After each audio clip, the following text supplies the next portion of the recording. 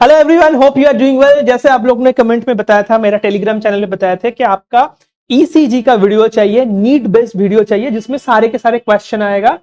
तो मैं आपको क्विकली डिस्कशन कर देता हूं। ईसीजी में फर्स्ट आपको यह ध्यान में रखना होगा, जो भी ग्राफ आप लोग देखते हो ईसीजी का, पी वेव, क्यूआरएस, टी, ये सब, ये जो वाई एक्सिस होता है ये एक्चुअली वोल्टेज को सिग्निफाई करते हैं, एक्स एक्सिस टाइम को सिग्निफाई करते हैं।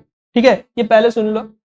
और आप देख सकते हो कुछ लाइंस ऐसे होते हैं जो कि बेस लाइन टाइप के लग रहा है, जिसमें कोई भी वेव, कोई भी आपके पिक नहीं है। ठीक है, this is called iso electric segment, यानी कि उस सेगमेंट में आपके वोल्टेज कांस्टेंट है। ठीक है, क्योंकि हमारे हार्ट में आपको मालूम है पोटेंशियल जनरेट होते हैं, वही चीज हम लोग इलेक्ट्रोड्स के थ्रू, जिसको हम इलेक्ट्रोड लीड बताते हैं, ईसीजी लीड बताते हैं, उसके थ्रू मेजर करते हैं।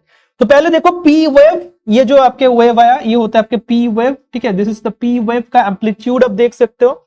ये क्यूआरएस वेव का एम्पलीट्यूड, ठीक है, जो रेड कलर पे है, पी वेव ब्लू कलर में ड्रॉ किया, टी वेव आपके ग्रीन कलर में ड्रॉ किया।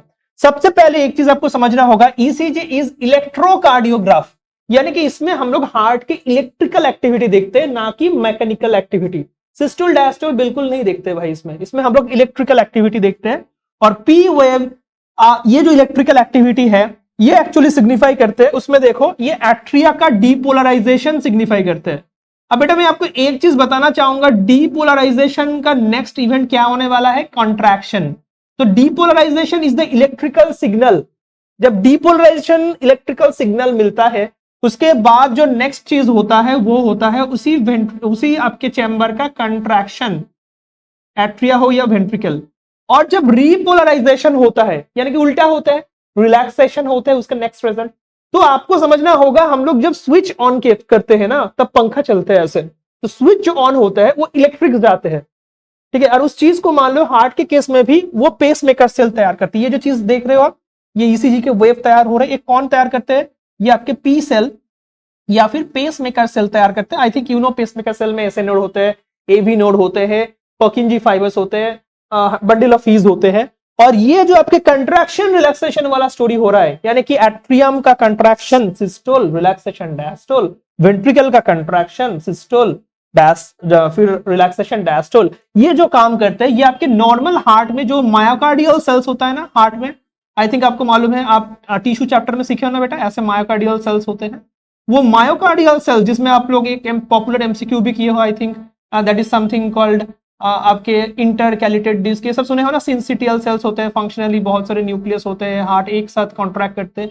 तो वो जो वर्किंग मायोकार्डियल सेल्स होते हैं, उसमें कंट्रैक्शन रिलैक्सेशन यानी कि मैकेनिकल इवेंट होता है, इसमें आपके मैकेनिकल इवेंट होता है। ठीक है, और एक चीज याद रखना बेटा, बहुत ज्यादा इंपॉर्टेंट है, हम लोग इलेक्ट्रिकल सिग्नल को मेजर करने के लिए हम लोग ईसीजी लीड्स का यूज करते हैं। ठीक है, 12 लीड्स ईसीजी होते हैं मैक्सिमम, और 12 लीड ईसीजी को हम लोग इसके थ्रू, ईसीजी लीड्स के थ्रू हम लोग इलेक्ट्रिकल एक्टिविटी ऑफ हार्ट को चेक करते हैं। और ये इलेक्ट्रिकल एक्टिविटी कौन तैयार करते हैं? एसए नोड तैयार करते हैं, ठीक है, एवी नोड तैयार करते हैं, ठीक है, और आपको मालूम है बंडल ऑफ हीज तैयार करते हैं। ठीक है बेटा, और पर्किंजी फाइबर तैयार करते हैं। ठीक है, और जब कॉन्ट्रैक्शन रिलैक्सेशन होते हैं, ये वाला घटना यानी कि मैकेनिकल जो इंसिडेंट होते हैं, ये देखने के लिए आपको इकोकार्डियोग्राफ, जो जैसे कि पेट में अल्ट्रासाउंड होते हैं, हार्ट में भी अल्ट्रासाउंड होता है, वो अल्ट्रासाउंड का नाम होता है इकोकार्डियोग्राफ। उसके थ्रू देखना होगा आपके वाल्व सही से खुल रहा है या नहीं खुल रहा है, हार्ट सही से कंट्रैक्ट कर रहा है या नहीं कर रहा है, एट्रिया सही से कंट्रैक्ट कर रहा है या नहीं कर रहा है, आपके वेंट्रिकल से ब्लड निकल के प्रॉपर्ली आउटर पे जा रहा है या नहीं रहा है। ठीक है, that is the part of the mechanical, घटना ठीक से हो रहा है या नहीं हो रहा है, ये देखना इको का काम है। ईसीजी का काम होता है ये सिग्नल करंट सही तैयार हो रहा है या कम तैयार हो रही है, या ज्यादा तैयार हो रहा है या फिर नहीं तैयार हो रही है, वो देखना। अब पी वेव जो होता है वो क्या सिग्निफाई करते हैं? आपके एट्रिया का डीपोलराइजेशन। बहुत बच्चे एमसीक्यू का आंसर जब करते हैं, मैं देखा हूं ऑप्शन पे 2 ही होता है, P wave signifies atrial contraction या एट्रियल डीपोलराइजेशन। तो ऑलवेज मार्क और एट्रियल डीपोलराइजेशन, क्योंकि ईसीजी का P wave is the electrical incident, not the mechanical incident. और इलेक्ट्रिकल इंसिडेंट का नाम जो होता है वो हम आइदर डीपोलराइजेशन नाम देते हैं या रिपोलराइजेशन देते हैं। भले ही मैंने आपको एक्सप्लेन किया, डीपोलराइजेशन के बाद जो घटना होता है वो होता है कंट्रैक्शन, एंड रिपोलराइजेशन के बाद जो घटना होता है वो होता है आपके रिलैक्सेशन। मगर फिर भी आप जब भी कोई पूछेगा P wave, answer is atria का डीपोलराइजेशन, मैंने सिंपली A.D लिख दिया। ठीक है, नेक्स्ट क्यूआरएस जो वेव होते हैं इसमें आपके वीडी होता है, यानी कि वेंट्रिकल का डिपोलराइजेशन होता है बेटा, याद रखना, ठीक है। एंड टी वेव जो होता है उसमें आपके यानी कि क्यूआरएस होने के बाद नेक्स्ट घटना क्या होगा, देखो इसी में भी रेड में मार्क किया मैंने, रेड में कंट्रैक्शन हो रहा है, ठीक है। और आपके जो ग्रीन में है टी, इसमें क्या होता है आपके वेंट्रिकुलर रिपोलराइजेशन, वीआर लिखा मैंने, तो इसमें देखो इसमें भी मैंने ग्रीन पे ड्रॉ क्या किया, वेंट्रिकल रिलैक्स होगा, यानी कि वेंट्रिकल का फीलिंग होगा, ब्लड ऐसे आएगा। तो आपको यही समझना होगा, करंट अपने जब स्विच डालते हो पंखा घूमता है, तो उसी तरीके से जब ये वाला ये होता है स्विच सिस्टम और ये होता है पंखा, पंखा का घूमना या फिर कंट्रैक्शन होना, ये सब चीज। इसी चीज से 2 क्वेश्चन नीट में और पूछता है, क्या क्या चीज मालूम होता है। नंबर 1, जो मूवी पे देखते हो ईसीजी का आपको वेव दिख रहा है, सही मात्रा पे सही रेट पे दिख रहा है, तो वो आदमी जिंदा है, नहीं तो ईसीजी ये लाइन जब स्ट्रेट हो जाता है उसका नाम क्या होता है, कार्डियक अरेस्ट। लिख लो सारे बच्चे, जब ये लाइन स्ट्रेट हो जाता है this is called cardiac arrest. तो cardiac arrest is the problem of which system बेटा, नॉर्मल मायोकार्डियल सेल्स या फिर pacemaker cells, obviously electrical problem. Cardiac arrest is the problem of the electricity generation in the heart, not the problem of this one.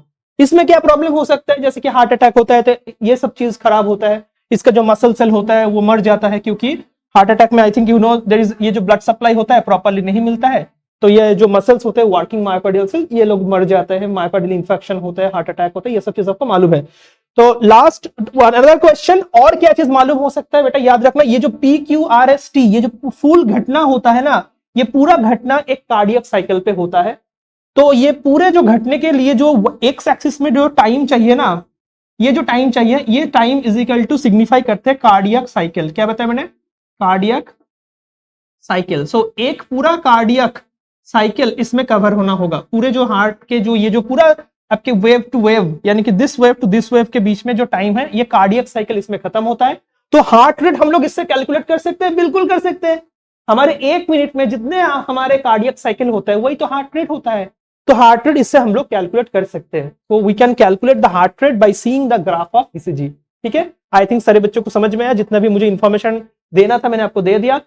आपके NCERT में इतना ही सारे information लिखा है on basis of ECG. थोड़ा सा ईसीजी लीड्स के बारे में लिखा है, तो कितने लीड होता है मैंने बता दिया, 12 लीड होता है।